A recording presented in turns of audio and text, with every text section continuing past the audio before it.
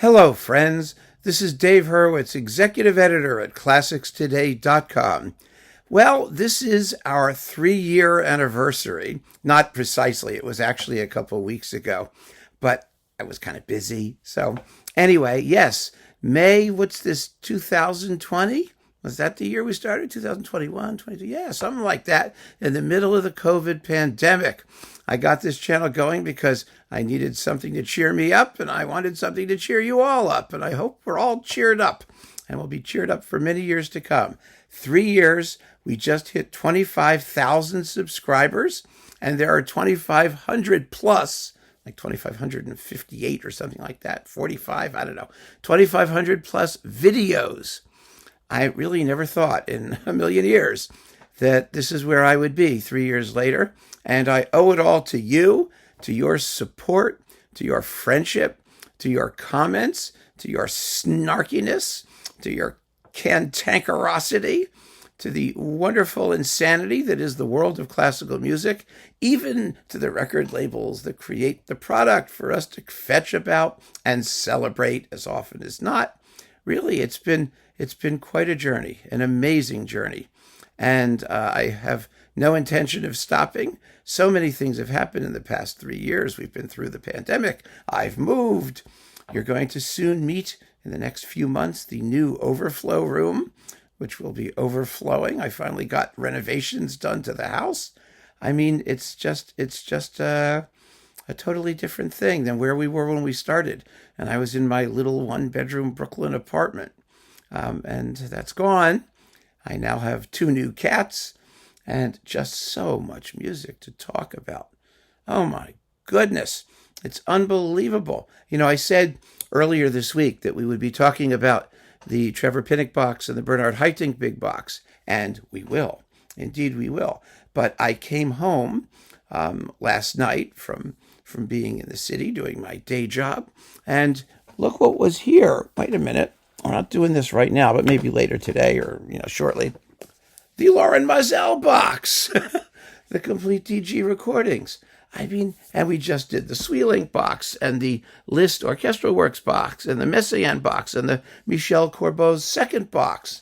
And it's unbelievable, isn't it? I mean, the entire record industry is boxing itself up, basically. And I also have a little bit of news that I wanted to share with you. Let me see if I can find it here.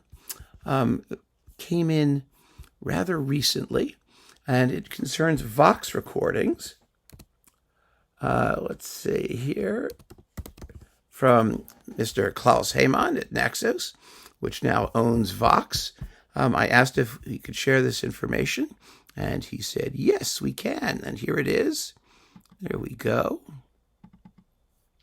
This is what Klaus says about what's happening with the Vox catalog, because I know that you're all very interested in that. I've been reviewing them as they've been coming out, and these are his plans. He writes, we are working on the catalog. Finding the original masters is an enormous undertaking. The archive was very badly organized, with the master tapes in numbered boxes which did not include the contents. Well, that's helpful, isn't it? We will do all the elite productions first. Those are those wonderful productions with St. Louis and whatnot that were done by Joanna Nikrentz and Mark Obort.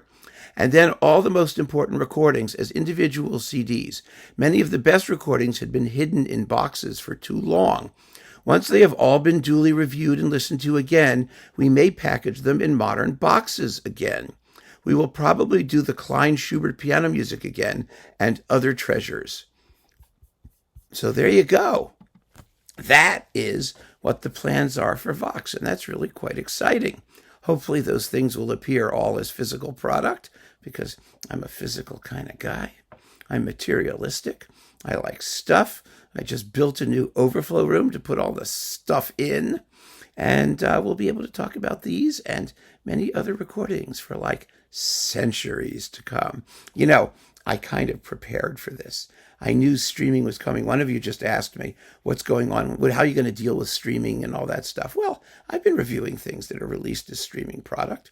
That's not hard. You just listen to it and talk about it the way we did. But I've reviewed quite a few performances. In fact, one's coming very shortly from the streaming universe.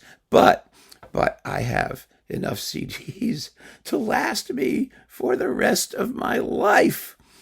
So I'm never going to have a shortage of physical product. I saw what was coming and I prepared. So we're all set for the future. And I hope you'll stay with me and we'll continue to talk about all this stuff and have a great time doing it.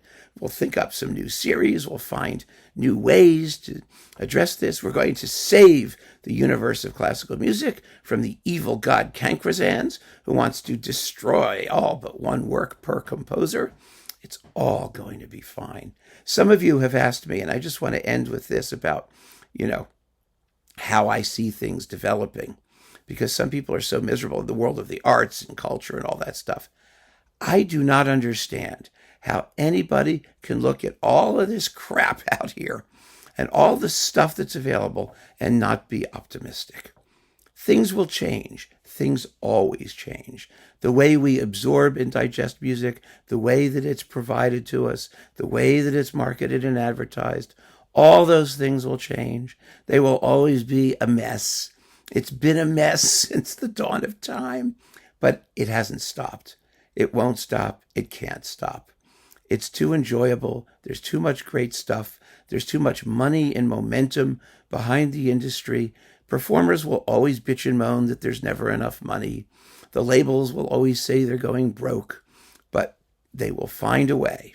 And we will continue to find a way to talk about what they do, support the great stuff, crap all over the bad stuff, and just have a blast all the while. So keep on listening, folks. Thank you so much for joining me this far. Here's to another 3 years and another 25,000 subscribers and another 2,500 videos. What fun this has been, and what a joy it's been to meet all of you and to have you here with me as we take this journey together. Take care.